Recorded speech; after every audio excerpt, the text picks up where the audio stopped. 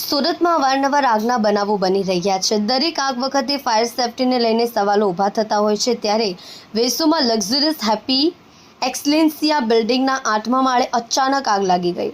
આ સોસાયટીમાં જ ગૃહમંત્રી હર્ષ સંઘવીનું નિવાસસ્થાન પણ આવેલું છે।